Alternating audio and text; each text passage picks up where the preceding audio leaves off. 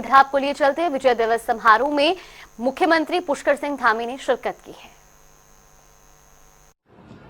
जिस प्रकार से अद्वितीय समन्वय और पराक्रम का परिचय दिया, मात्र 13 दिनों में ही पाकिस्तान को घुटने पर टेकने पर मजबूर कर दिया।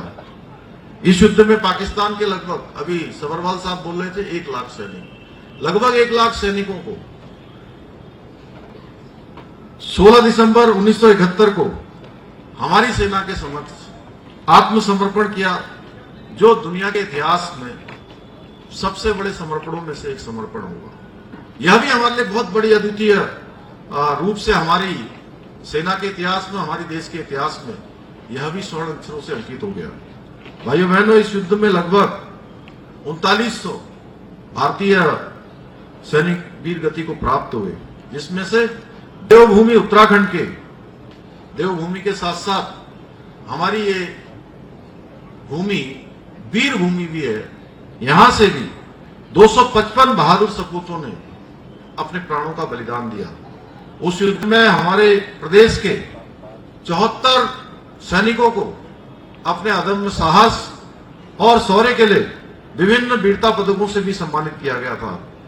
ऐसे वीर बलिदानियों की अमर गाथाएं आज भी हमारे युवाओं में शक्ति और प्रेरणा का संचार करती हैं। परंतु आप सभी को, जैसा गणेश जोशी जी ने भी कहा, प्रेमचंद अग्रवाल जी ने भी कहा, और हमारे मेजर जनरल सभी सभरवाल साहब ने कहा, हम सभी जानते हैं कि 2014 से पहले का वो कालखंड भी हमको याद होगा। हम सब स्मरण करेंगे, 10 साल पहले जाएंगे तो हमको हर प्रकार से दिखाई देगा कि सेना के शौर्य को भी राजनीतिक चश्मे से आंकने का प्रयास किया जाता था, और सेना के सामने जब दुश्मन हमला करते थे, उनको उस हमले का जवाब देने के लिए, दुश्मनों से लड़ने के लिए भी आदेश देना पड़ता था, और सेना के जवानों के साथ वहां पर दूसरी तरफ से गोलियां आती रहती थी, हमले होते रहते थे। लेकिन भाइयों बहनों, प्रधानमंत्री मोदी जी के बनने के बाद जो सबसे बड़ा परिवर्तन हुआ 2014 के बाद, उन्होंने कहा कि जब देश की सेनाएं युद्ध करती हैं तो उस समय कोई आदेश की आवश्यकता नहीं है। उस समय उनकी जो बंदूकें होती हैं, उनकी तोपें होती हैं, वो अपना काम करें, उसमें किसी आदेश की कोई आवश्यकता नहीं है। इसीलिए हमारी सेना का मनोबल बढ़ा, और आज हमारी सेना गोलियों का जवाब गोलों से देने का काम करती है, तोपों से देने का काम करती है।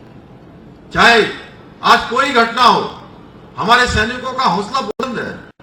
चाहे तवांग की घटना हो, चाहे गलवान की घटना हो, चाहे कोई भी देश की सीमा हो, हर सीमा पर आज हमारी रक्षा करने वाला सैनिक एक बड़े मनोबल के साथ काम कर रहा है, क्योंकि उनको पता है देश का नेतृत्व, देश के प्रधानमंत्री और पूरा देश उनके साथ है।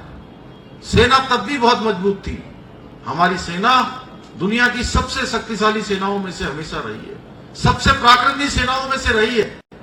लेकिन कुछ कारणों से, नेतृत्वों के कारण से, लगातार सेना को जो उनके सामान दिए जाने चाहिए थे, उनकी सुविधाएं दी जानी चाहिए थी, उन सबको उस प्रकार से आंका नहीं गया, उस प्रकार से उनके साथ न्याय नहीं हुआ। इस प्रकार से लगातार सेना के मनोबल को गिराने का काम पहले की सरकारें करती थी। भाइयों बहनों, ये मोदी जी की ही सरकार है कि 2014 में आने के बाद सबसे पहले वन रैंक और वन पेंशन लागू करने का काम प्रधानमंत्री मोदी जी की सरकार ने किया है। आज प्रधानमंत्री मोदी जी के नेतृत्व में भारतीय सेना के सर्वोच्च पराक्रम को और उसके बलिदान को सम्मान देने का काम मोदी जी के नेतृत्व में हो रहा है। आज भारतीय सेना प्रत्येक क्षेत्र में सशक्त और आत्मनिर्भर बनने की दिशा में भारत की सरकार भी लगातार उनका प्रोत्साहन कर रही है, लगातार योजनाएं बना रही है, नीतियां बना रही है। अभी मेजर सभरवाल साहब ने बहुत अच्छी बात कही कि आज भारत आत्मनिर्भर बन रहा है, और एक समय में बहुत बड़ी धनराशि हमारे देश की हथियार खरीदने में रक्षा के उपकरण खरीदने में हमारी खर्च हो जाया करती थी, लेकिन आज भारत दुनिया का हथियारों का एक बड़ा निर्यातक देश बन रहा है, क्योंकि आज इस प्रकार की नीतियां बन रही है और विभिन्न देशों को रक्षा सामग्री निर्यात करने में भी आज नए नए कीर्तिमान स्थापित हो रहे हैं। अभी आपने सुना, भाइयों बहनों, आदरणीय मोदी जी के मार्गदर्शन में सैनिकों और उनके परिवारों के लिए हम भी लगातार समर्पित भाव से काम कर रहे हैं और हम प्रतिबद्ध हैं।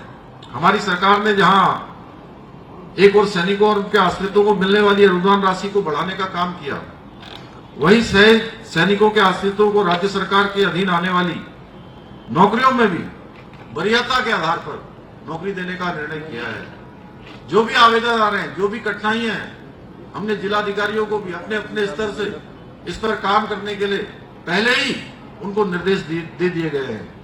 साथ ही हमने वीरता पदक से सम्मानित सैनिकों को मिलने वाली एक मुश्त अनुदान राशि में भी बढ़ोतरी की है, ताकि हमारे वीरों के साहस और उनके बलिदान को यथाउचित सम्मान किया जा सके।